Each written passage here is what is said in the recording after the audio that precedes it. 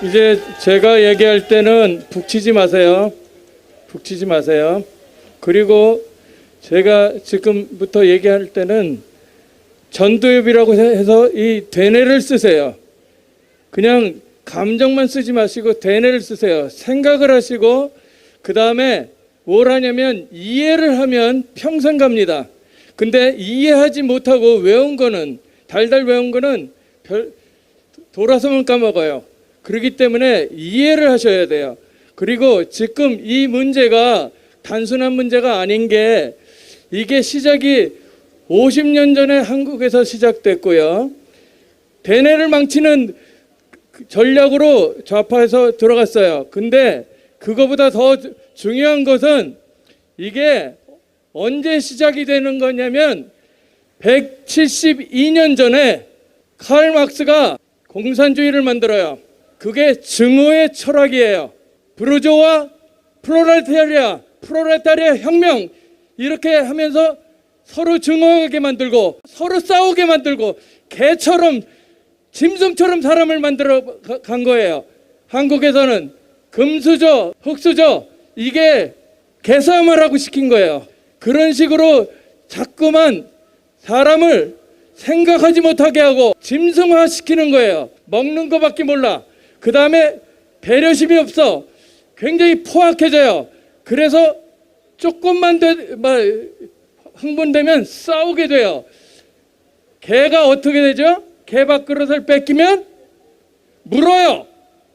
왜 좌파 애들이 그렇게 난리를 치느냐? 자기 밥그릇을 뺏어서 무는 거예요. 그게 바로 짐승이 됐다는 얘기예요. 172년 전에 만들어졌을 때 거기에 타겟이 어느 나라였을까요?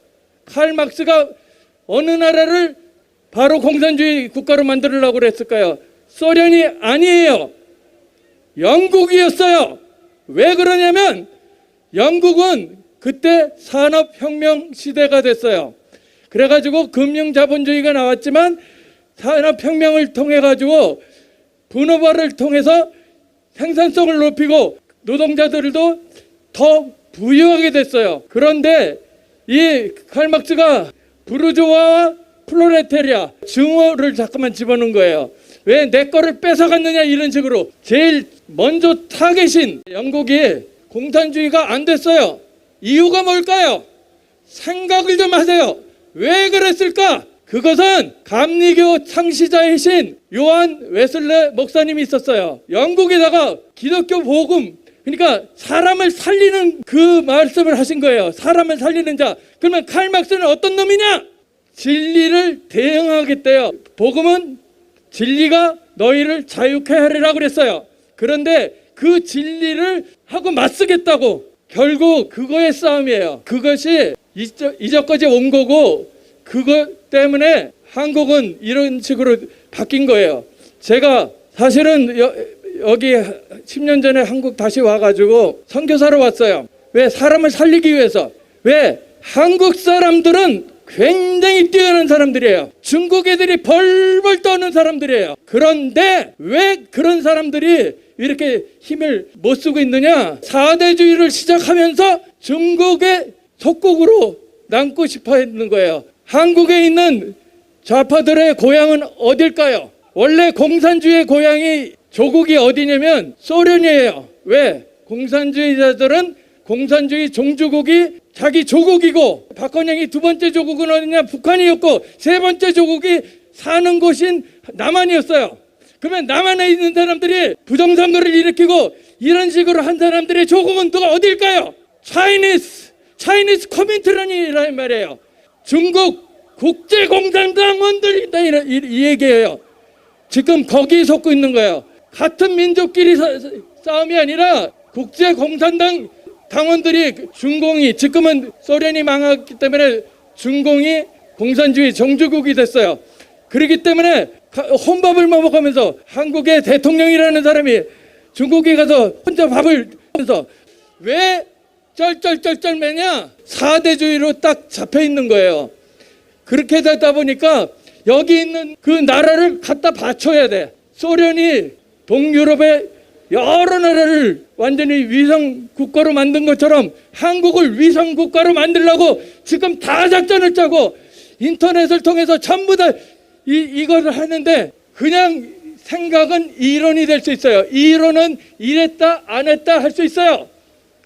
지금 우리가 생각해야 되는 게 뭐냐, 그냥 있으면 안 돼요. 전자개표를 하면 안 되는지 그걸 이해하셔야 돼요.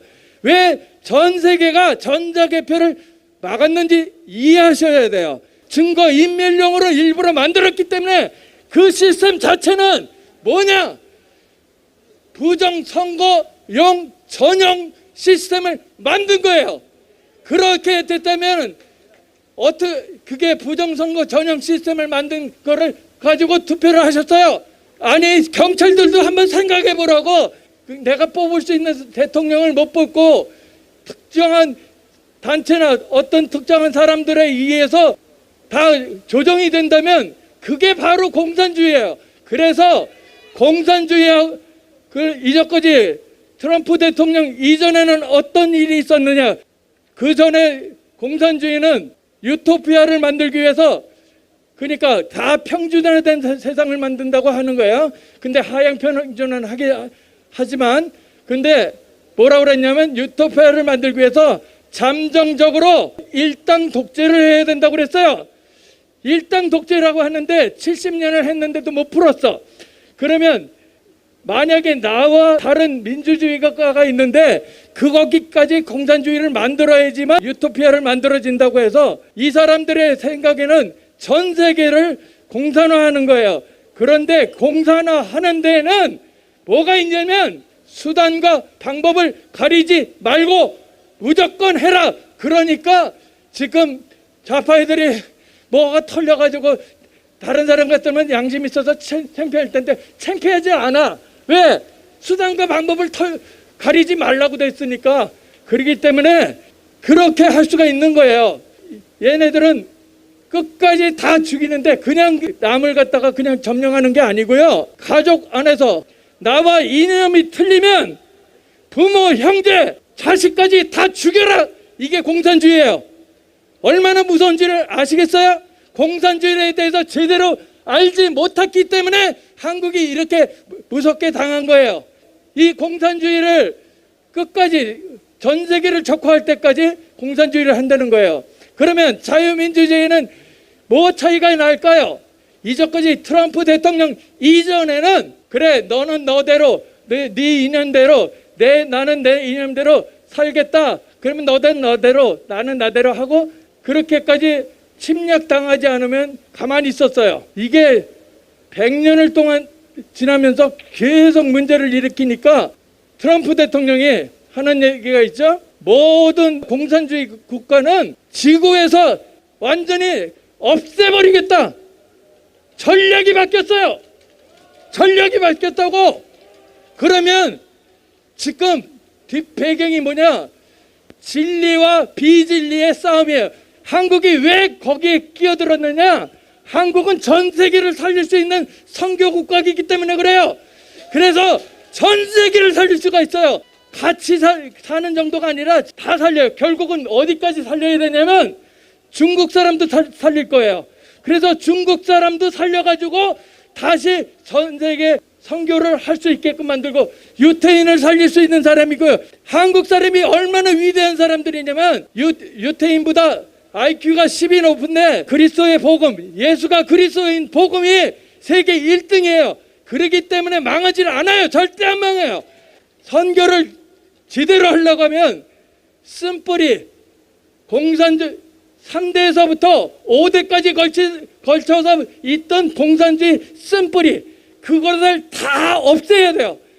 우리가 그냥 없애려면 굉장히 피를 많이 흘릴 거예요. 그런데 이제 자연스럽게 어떻게라도 하나님이 전부 다 없앨 거예요. 그래서 왜 이런 일이 일어나느냐? 공산주의를 책으로 배우면 공산주의자가 되고 공산주의를 몸으로 배우면 반공주의자가 된다고 그랬어요. 그렇기 때문에 전 한국에 있는 모든 사람들이 그것을 확실해서 죽어도 나는 공산주의 싫어. 이승복이 나는 빨갱이가 싫어요. 그렇게 하고 죽었잖아요. 그것처럼 전부 다 그렇게 되게끔 하느라고 이렇게 일이 크게 번진 거예요. 결국은 여기에서 반드시 승리할 수밖에 없어요. 절대 낙심하지 마세요. 그리고 사람들을 살릴 수 있게끔 기도하고 진짜 예수 믿으면 예수 믿는 게 답이에요. 이상입니다.